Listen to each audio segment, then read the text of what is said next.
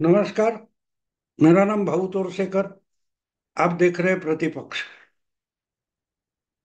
दोस्तों, आपको बार बार याद दिला रहा हूं कि 15 अगस्त के बाद प्रतिपक्ष में हिंदी वीडियो नहीं होगा।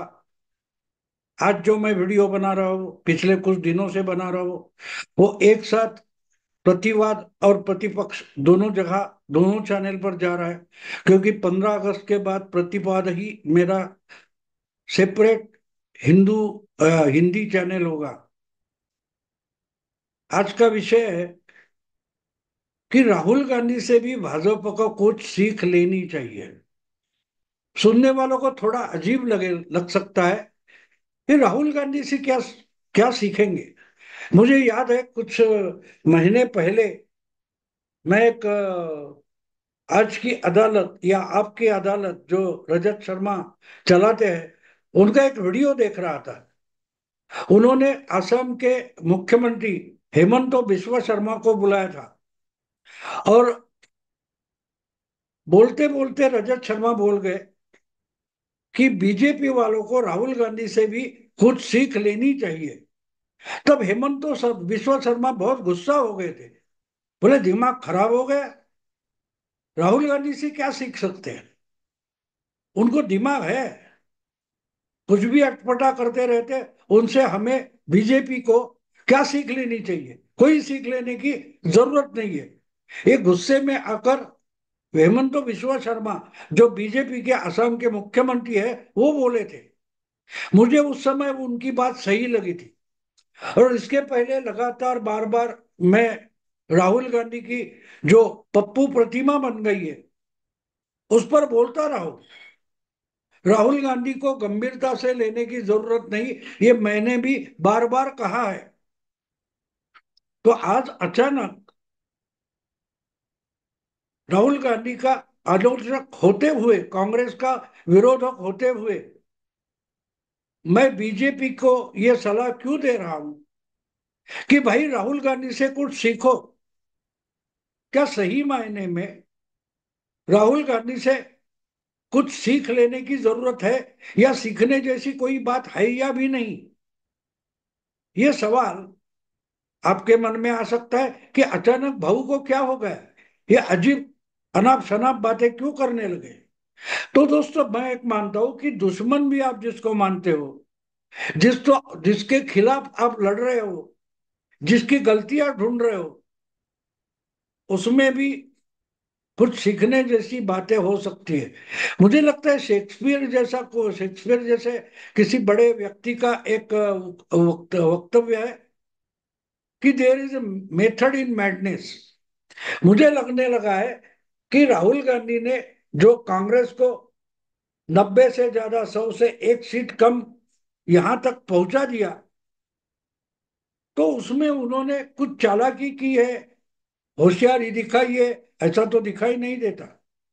लेकिन फिर भी अगर उनकी पार्टी 44 और 52 से लेकर 99 तक तीसरे चुनाव में पहुंच गई है, तो राहुल गांधी के पास कोई तो क्वालिटी होगी, कोई तो खासियत होगी।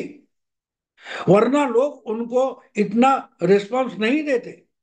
एक बात है कि इतनी बड़ी तादाद में कांग्रेस के वोट भी नहीं बढ़े, राहुल गांधी के वोट नहीं बढ़े, लेकिन सीटें तो बढ़ी है। तो सीट बढ़ने का कोई ना कोई तो कारण, रीजन होगा। और अगर रीजन होगा तो वो जानकर समझकर, अगर राहुल गांधी राजनीति कर रहे हैं, तो वो ढूंढना पड़ेगा, वो समझना पड़ेगा। राहुल गांधी को हराने के लिए, पछाड़ने के लिए उनकी रणनीति और राजनीति समझना भी जरूरी है। अगर आप उनको अब खुद के विरोधक मानते हो, शत्रु मानते हो, दुश्मन मानते हो, तो उनसे भी सीखना कोई गलत नहीं होता। ये बड़े बड़े लोग बता कर गए कि दुश्मन को कभी हल्के में ना लो। मैं मानता हूं कि पिछले लोकसभा चुनाव में, 18वीं लोकसभा के चुनाव में, बीजेपी वालों ने या एनडीए ने राहुल गांधी को बड़े हल्के में लिया था। जिस ढंग से हमारे मराठी में बोलते, येड़ा बनून पेड़ा खातो, यानी खुद को मूर्ख बताकर अगर इंसान किसी फायदा उठा रहा है, तो इसके लिए मराठी उगती है कि खुद को एड़ा दिखा रहा है लेकिन खा तो पेड़ा रहा है। मतलब उसका मूर्ख दिखने में भी कुछ फायदा है, तो वो समझना जरूरी होता है उसको हराने के लिए। कोई वायरस पर वैक्सीन बनाया जाता है तो कैसे बनाया जाता है? उसी वैक्सीन को जो जीवाणु विषाणु होते हैं उनको इकट्ठा करके उन पर कोई एक्सपेरिमेंट किया जाता है और उनसे ही वैक्सीन बनाया जाता है। और वो वैक्सीन हम लगा लेते हैं तो उसके बाद हम उस बीमारी से हट सकते हैं। इसलिए उस बीमारी का, उस वायरस का अभ्यास करना जरूरी होता है, एक्सपेरिमेंट करना जरूरी होता है, उसे समझ लेना जरूरी होता है कि ये क्यों फैलता है, कैसे फैलता है और इसको कैसे रोका जाए। तो इसलिए मैं मानता हूं कि राहुल गांधी भले हमको मूर्ख लगते हो, मूर्ख दिखाई देते हो, उनकी राजनीति गलत दिखाई दे रही हो, लेकिन अगर उसमें कुछ सक्सेस वो पा रहे हैं तो वो सक्सेस उन्हें क्यों मिल रहा है ये समझना उनके विरोधक हम जैसे हैं, उनको जरूरी है। और बीजेपी को तो, बीजेपी चुनाव में उतरती है तो बीजेपी के लिए ये और जरूरी बन जाता है कि राहुल गांधी से कुछ सीखो। तो जब इस ढंग से मैं सोचने लगा तो मैंने ढूंढने की कोशिश की कि अचानक ऐसे क्या हो गया कि इतना काम करने के बाद मोदी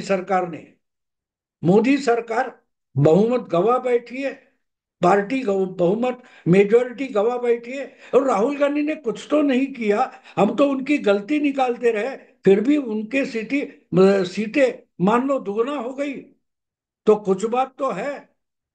तो क्या बात है वो ढूंढनी पड़ती है।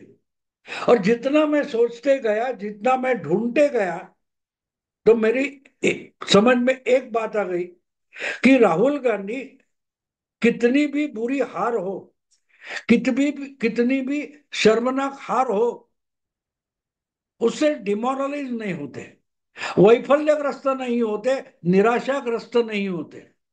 वो हार को हार मानते ही नहीं और जिस ढंग से पहले काम कर रहे थे बस उसी ढंग से काम करते रहते हैं। अब इनकी वजह से 2014 में कांग्रेस की शर्मनाक हार हो गई। सालों साल देश पर राज करने वाली पार्टी कभी 100 के नीचे आई नहीं थी, इतने चुनाव हो गए। वो 16वां लोकसभा का चुनाव था, लेकिन उसके पहले 15 लोकसभा चुनाव 1950 के बाद हमारे देश में हुए। उस 15 चुनाव में कभी कांग्रेस पार्टी 100 के नीचे आई नहीं थी। कम से कम सोनिया गांधी लड़ी थी, पहली बार चुनाव लड़ी थी या उन्होंने पार्टी का लीडरशिप किया था, तब 112 तक नीचे आए थे, लेकिन 100 के नीचे तो नहीं आए थे, 100 के नीचे नहीं आए थे। लेकिन राहुल गांधी के नेतृत्व में 2014 का चुनाव कांग्रेस लड़ी और 44 तक आ गई, ना 50 का आंकड़ा भी क्रॉस कर पाई, यानी 50 के नीचे पार्टी आ गई। इतनी शर्मनाक हार थी, लेकिन राहुल गांधी ना डरे ना हारे। हारे का मतलब मन से नहीं हारे, वो अपनी हिम्मत नहीं हारे। उनकी गलतियां लगातार बार बार दिखाई दे रही थी, दिखाई जा रही थी, लेकिन राहुल गांधी ने हार नहीं मानी, वो लड़ते रहे। एक एक करके उनके साथी, उनके पार्टी के नेता कार्यकर्ता उनका नेतृत्व नकारते हुए पार्टी छोड़कर निकल गए। कुछ बीजेपी के साथ चले गए, कुछ और दूसरी पार्टियों के साथ चले गए। मतदाता की संख्या घटती गई, परसेंटेज प्रतिशत घटता गया, लेकिन राहुल गांधी हार नहीं मानते। व्यवहारिक तौर पर हार होने के बावजूद राहुल गांधी ने पिछले 10 साल में कभी भी हार नहीं मानी। वो हारी हुई लड़ाई लड़ते रहे, जूझते रहे। और मैं मानता हूं कि लड़ाई में ये सबसे बड़ी ताकत होती है कि आप हार ना माने। आप हारे, बिल्कुल, व्यवहार था। आप चुनाव की लड़ाई लगातार 3 बार हारे हैं। इस बार भी कांग्रेस की बुरी हार हुई है, तीसरी बार कांग्रेस 100 का आंकड़ा पार नहीं कर पाई है। लेकिन राहुल गांधी के तेवर देखिए, जैसे तेवर उनके 2014 में 44 सीटों पर थे, वही तेवर 2019 में 52 सीटें मिली तब भी थे, और आज 99 तक आकर उनकी पार्टी अटकी है, तीसरी बार हार हुई है।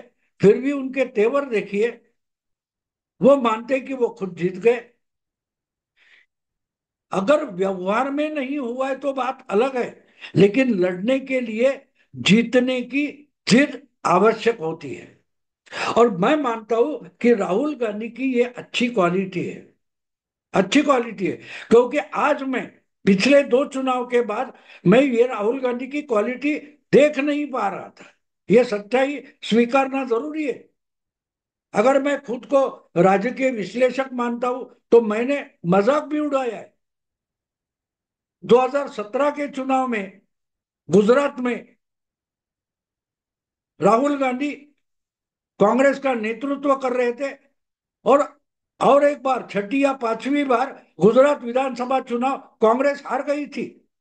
कांग्रेस के चमचे बोल रहे थे राहुल का ये बड़ा मॉरल विक्ट्री है, नैतिक विजय है। मैंने उसका मजाक उड़ाया, क्योंकि मैं राहुल की जो क्वालिटी है वो देख नहीं पा रहा था, देख नहीं पा रहा। एक बात है, मैंने तो उस पर एक सब्जेक्ट, एक वीडियो भी बनाया था, ब्लॉग भी लिखा था। मोदी तो भगवान के पास प्रार्थना करेंगे राहुल की बार बार नैतिक विजय हो, मॉरल मॉरल विक्ट्री हो।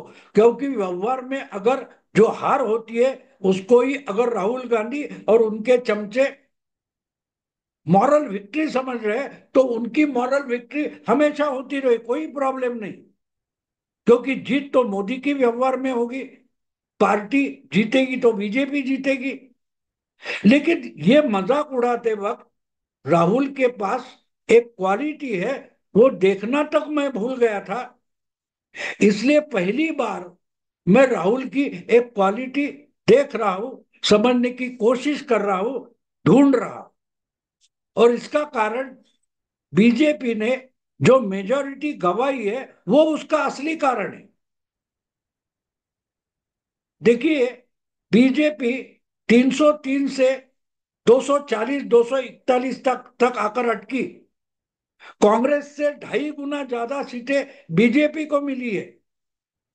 फिर भी बीजेपी के नेता कार्यकर्ता हम देखते हैं तो हारे हुए मानसिकता में है, डिफीटिव मेंटालिटी में घुस गए।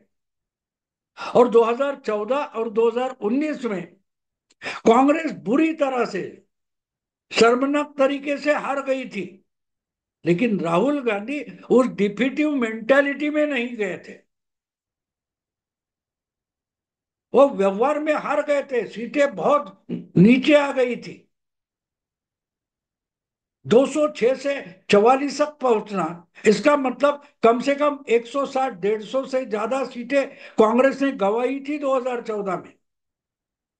फिर भी राहुल गांधी उसको हार नहीं मानते थे, क्योंकि अगर आप हार मान लेते हो तो आप लड़ने की हिम्मत जुटा नहीं पाते।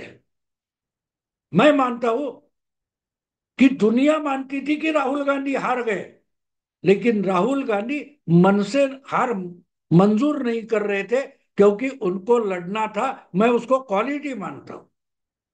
तीसरी बार हारे, आज भी 100 का आंकड़ा नहीं पार कर पाए, मेजोरिटी नहीं ला पाए। हाँ ठीक है, सीटें बढ़ गई, मानो दुगुना हो गई, फिर भी सत्ता तो नहीं आई। लेकिन वो जिस ढंग से राहुल गांधी तेवर दिखा रहे हैं, रुबाब दिखा रहे हैं, तो कोई कोई भी ऐसा मानेगा कि राहुल गांधी तो चुनाव जीत गए, सरकार तो उनकी आ चुकी है। उनके चमचे भी इसी तरीके से बात करते हैं। नैरेटिव नेता की कृति से भी बनता है। राहुल गांधी जिस ढंग से लोगों के सामने आते हैं, वो जो उनकी बॉडी लैंग्वेज है, वो हारी हुई नहीं लगती। ना 2014 के बाद हारी हुई उनकी बॉडी लैंग्वेज थी, ना कि 2019 के बाद उनकी बॉडी लैंग्वेज हारी हुई नहीं थी। और वही एक नैरेटिव बन जाता है। जोर शोर से उन्होंने 2019 में प्रचार किया था कि चौकीदार ही चोर है। लेकिन उस वक्त टक्कर जो थी वो बिल्कुल साफ थी। मोदी भी हार मानने वाले में से नहीं है, और मोदी जी ने आज भी हार नहीं मानी है। लेकिन मोदी जी जिनको अपने साथ लेकर चल रहे हैं, उनके जो साथी नेता है, कार्यकर्ता है, प्रमुख कार्यकर्ता है, पार्टी का संगठन है, तो वो मान चुका है कि हम हार गए। तो मुझे लगता है कि बीजेपी का जो संगठन है, मोदी जी को जो साथी है, उनको राहुल से ये क्वालिटी उठानी पड़ेगी कि आप सीटें गवाओ, गवाए हो, बात सच है। लेकिन आपने सत्ता कायम की है, और आपके जो 303 से, उसमें 20% सीटें कम हो गई। 300 से अगर 240 होती है तो 20% सीटें कम हो गई। लेकिन कांग्रेस पिछले 15 साल से चुनाव लड़ रही है, लेकिन 202 तक नहीं पहुंची है, 206 तक नहीं पहुंची है, जो उन्होंने 2009 में जीती थी सीटें।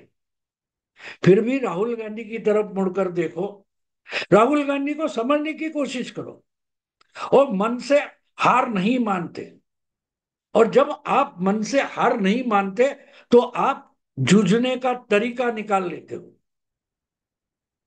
मुझे याद है कि अटल जी की शायद कविता है, मुझे पूरी याद नहीं, लेकिन अटल जी की एक कविता, एक लाइन दो लाइन मुझे याद है। माना कि घना अंधेरा है, माना कि अंधेरा घना है, लेकिन दिया जलाना कहाँ मना है। कितनी बड़ी लाइन है, कितना बड़ा आशय इसमें है, कि माना कि अंधेरा घना है, कुछ दिखाई नहीं दे रहा है, लेकिन आप देखना चाहते हो तो प्रकाश की जरूरत होती है, और प्रकाश दिया देता है, तो दिया जलाना तो आपके हाथ में है, और दिया जलाने की इच्छा आपके पास होनी चाहिए। मैं मानता हूं कि राहुल गांधी की गलतियां बहुत सारी हो सकती है, लेकिन अटल जी की इस लाइन में जो ताकत है, वो राहुल गांधी समझ गए। उनको ये कविता मालूम है या नहीं है पता नहीं, लेकिन उसका जो आशय है, वो राहुल गांधी की कृति में, बॉडी लैंग्वेज में, बर्ताव में अगर दिखाई दे रहा है, तो जो लोग वाजपेयी के आदर्श मानते हैं, ऐसे जो बीजेपी वाले हैं, उनको राहुल से कुछ सीख लेनी चाहिए। क्योंकि कविता सुनी हो ना हो, लेकिन राहुल गांधी अटल जी की कविता का अपने जीवन में उपयोग कर रहे हैं। उनके सामने अंधेरा घना था 2014 में। 10 साल जो पार्टी सत्ता में थी, उसको अपोजिशन लीडर की मान्यता भी ना मिले, इतनी संख्या घट गई थी, इतने नंबर घट गए थे। फिर भी राहुल गांधी मन से हारे नहीं थे। अंधेरा था, लेकिन कोशिश करे तो अंधेरे में भी कुछ दिखाई दे सकता है, और दिखाई देने के लिए दिया जलाना जरूरी है।